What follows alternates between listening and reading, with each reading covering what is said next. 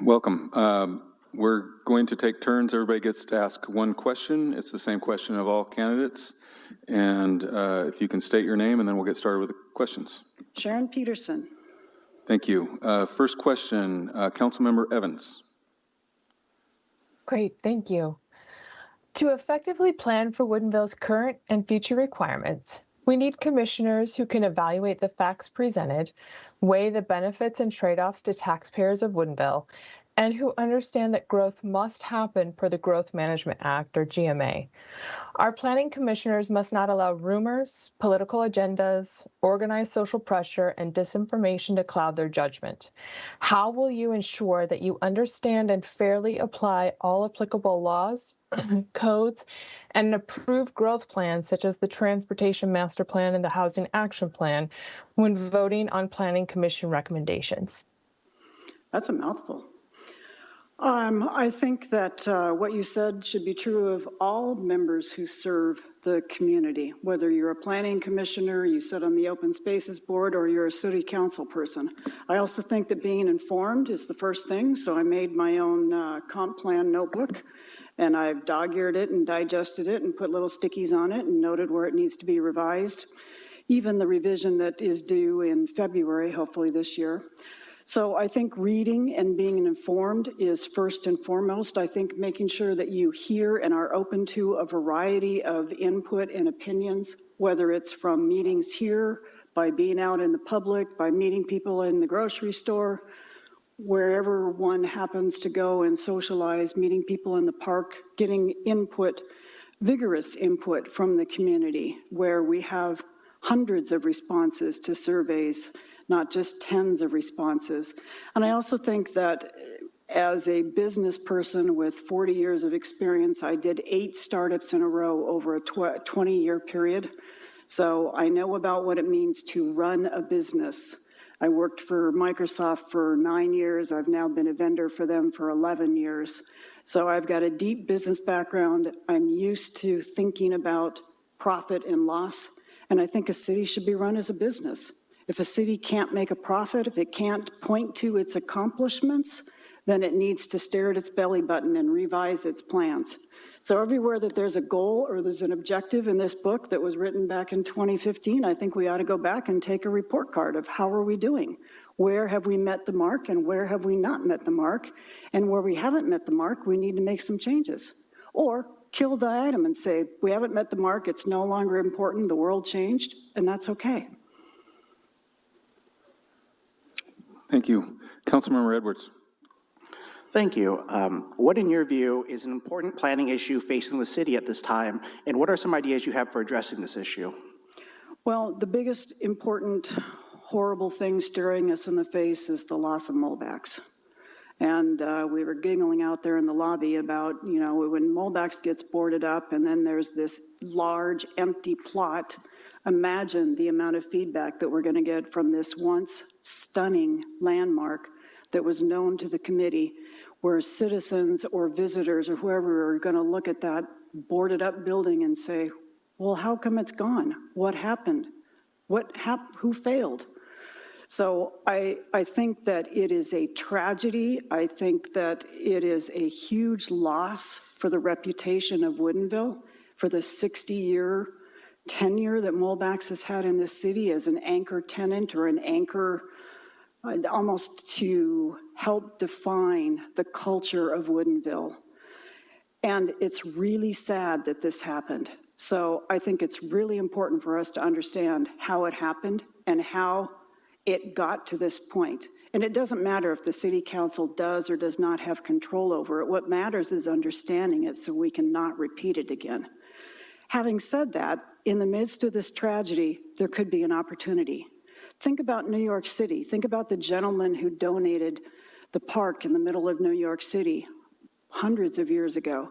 Think about the vision that he had to donate this huge spot of land that was nowhere near any of what New York City had at that time. But there was a vision there. Think about the guy who donated Green Lake back when Green Lake was, I don't know, a half a day's ride by horseback from what was at that point the downtown Seattle area. What if we took the opportunity to keep the name, the Garden District, but thought all new about what that could look like and said, yeah, we acknowledge that there's a huge loss here with Mulbacks, but now we're going to keep the vision. We're going to keep one of the 11 principles in the beginning of the comprehensive plan is about keeping a garden district. And literally back in 2015, those were the words that were in the comp plan. So let's not lose that. Let's be creative. Let's be open-minded. Let's really think outside the box. Thank you. Deputy Mayor Randolph.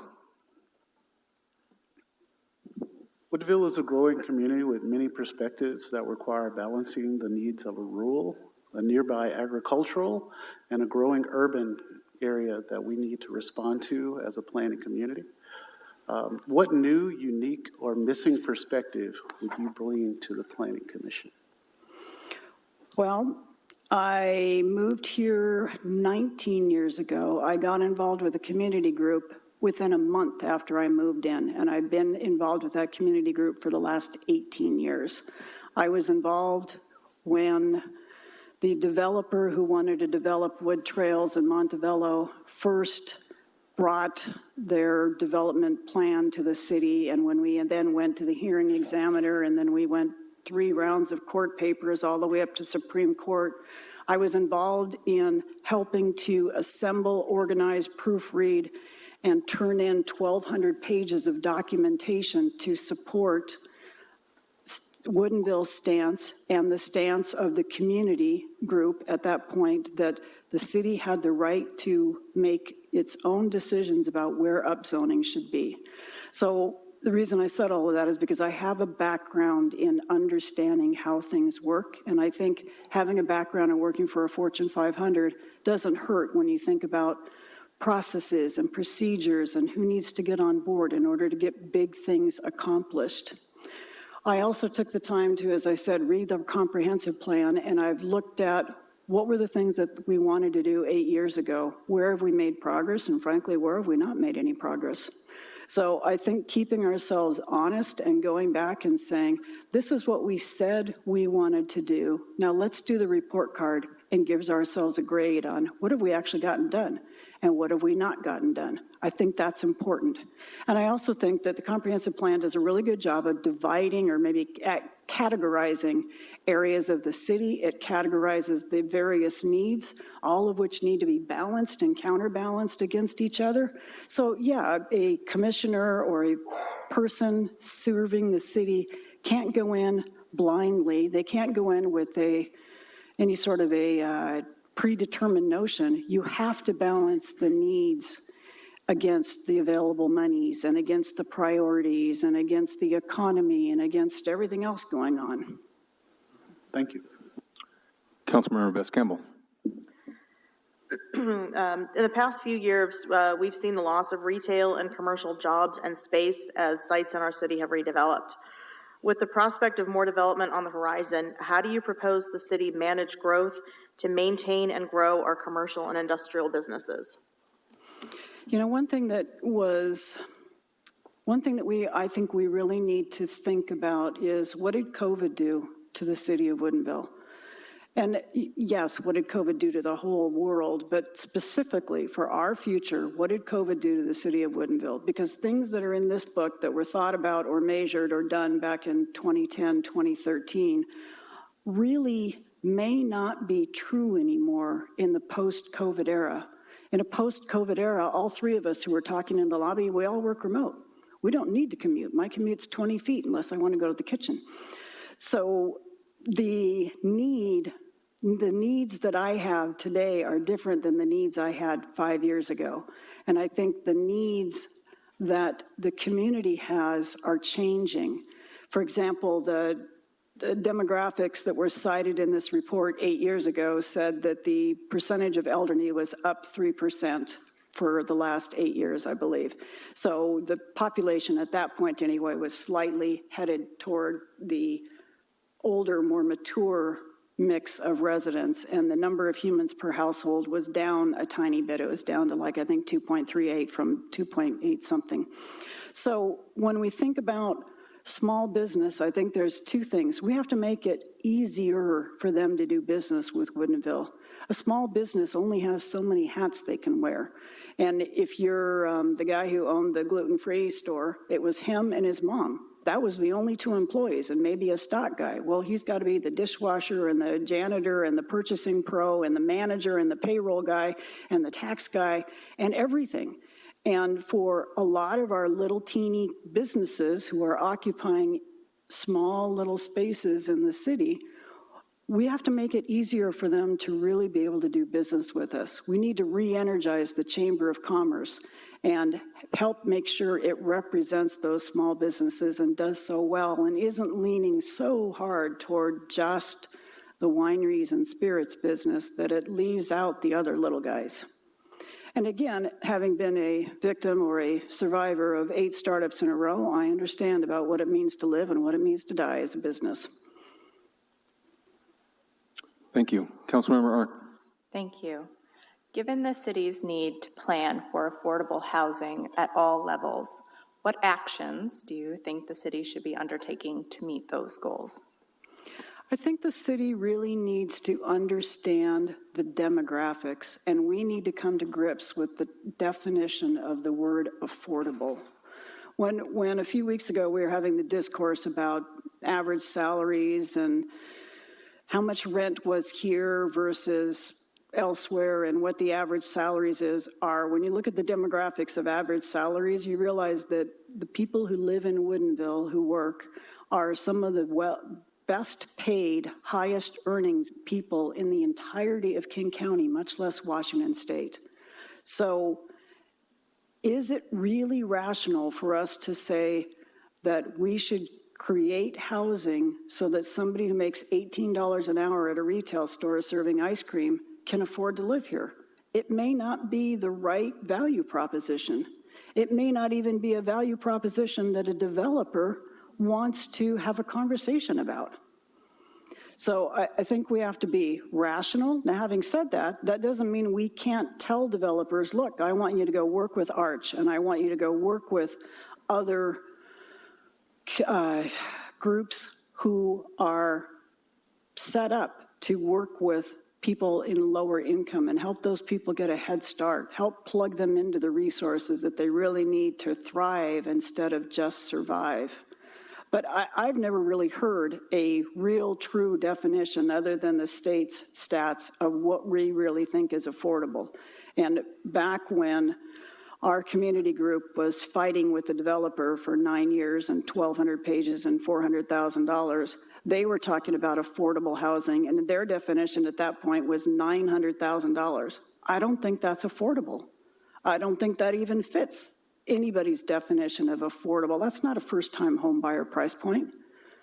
So that would be my starting point, is let's agree on what's affordable and let's agree on who we're serving and why. Councilmember Taylor. Okay. Are you familiar with the city motto, country living, city style? What does this mean to you as a planning commissioner? So when we were outside talking as a group, a long time ago in a galaxy far away when I was very young, I had a friend who had a horse in Woodinville, and I rode my 10-speed bicycle from North Seattle to Woodinville so I could ride her horse. And back then, the Dairy Queen had a hitching post in front of it. That's country living city style. You could literally back then ride your horse to Dairy Queen and get off and go have ice cream, and I don't know what your horse did because they shouldn't have ice cream. But that and things like Lake Leota and things like Wilmot Park, not just the park, but the fact that it's connected all the way down to Redmond and all the way up and around to Bothell.